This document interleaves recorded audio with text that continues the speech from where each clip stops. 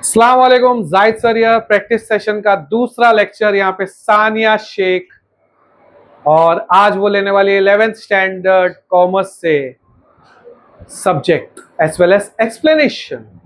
सो start करते हैं सानिया। अस्सलाम वालेकुम, मैं शेख सानिया हूँ 11th standard from 11th standard और मैं आज समझाऊंगी 9th का चैप्टर 9 इंटरनल ट्रेड। पहले तो इंटरनल ट्रेड का मतलब क्या होता है। इंटरनल ट्रेड का मतलब होता है दूसरी कंट्रीज़ के साथ ट्रेड करना, और इसके दो टाइप्स हैं। हम लोग इंटरनल ट्रेड यहाँ से जाता भी है, हम लोग ट्रेड वहाँ करते भी है, और वहाँ से हम लोग सामान यहाँ लाते भी है। और उसके भी दो टाइप होते हैं, होलसेल में करते हैं और रिटेल में करते हैं। अब मैं एक एक करके पॉइंट समझाऊंगी। होलसेल में क्या क्या होता है। होलसेल में हम लोग लार्ज अमाउंट में चीज़ें हम लोग खरीदते हैं और उसके भी बेनिफिट्स हैं। हम लोग लार्ज अमाउंट में अगर चीज़ें खरीदते हैं ना, तो उसमें उनके जो हम लोग ज़्यादा बिजनेस में वो इन्वेस्ट कर सकते हैं। फिर जो वो प्रोडक्ट्स हैं वो ज़्यादा आउटडेटेड नहीं होंगे, क्योंकि हम लोग वो पहले खरीद के लार्ज अमाउंट में लोगों को बेच दिया हम लोगों ने। और अगर वो चीज़ रिटेल में होगी तो चीज़ें पड़ी रहेंगी और वो आउटडेटेड हो जाएगी और वेस्ट हो जाएगी। वो हमारे ज़्यादातर ऐसे लॉस हो जाता है कितनी कंपनीज का, क्योंकि वो पड़े रह जाते हैं और वो सेल्स कर नहीं पाते।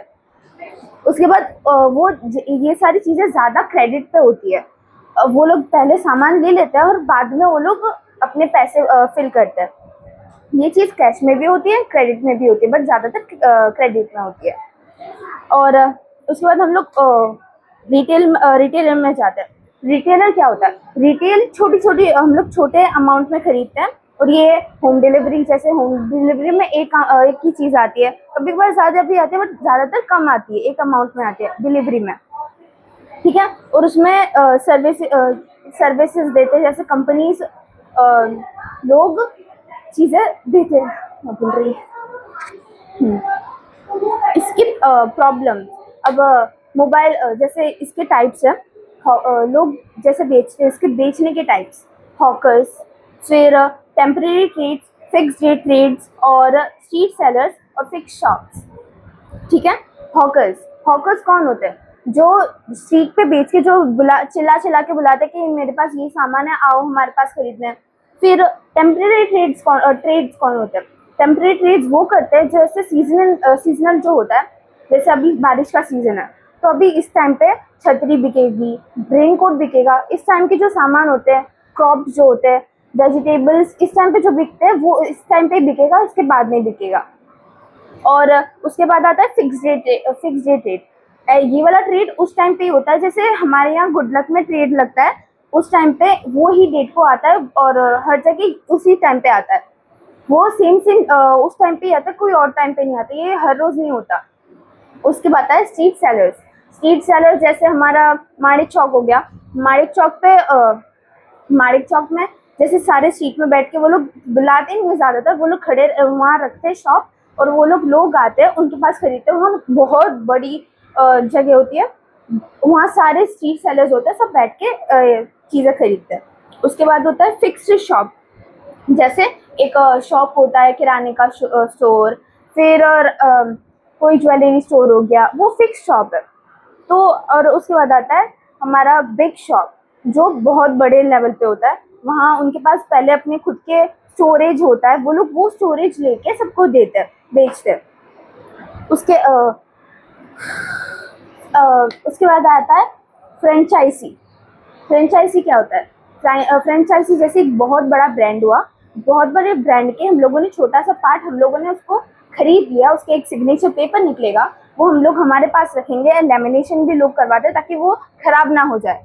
और उसके बाद वो जो चेन है, वो जो चीज़ है, वो हम लोग बेचेंगे, उनके प्रोडक्ट्स हम लेके हम लोग बेचेंगे, उनका भी पर्सन थोड़ा छोटा अमाउंट उनको देना पड़ता है। फॉर एग्जाम्पल जैसे कि इस बार हम लोग गए थे एक पापा लुइस की फ्रेंचाइजी मिलती है, तो वहाँ बोर्ड्स पे ही दिया रखा होता है कि हम लोग फ्रेंचाइजी देना चाहते हैं, आपको अगर चाहिए तो नीचे नंबर दिया हुआ है, आप कांटेक्ट कर लो।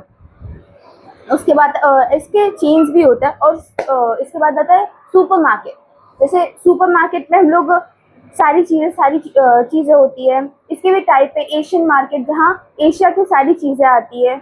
और बाहर कंट्री की जो चीज़ है तो वो एक्सपोर्टेड होती है, ये सारी जगह पे नहीं मिलती, वो वही लोकेशन में वही स्पॉट पे आती है। ऑलमोस्ट हो गया है। किसी को कुछ डाउट हो तो बीच में पूछते रहियो। हाँ, marketing. If some students are having doubt, then they can ask her, raising their hands. पूछ ले कुछ टॉपिक नहीं है, पूछ।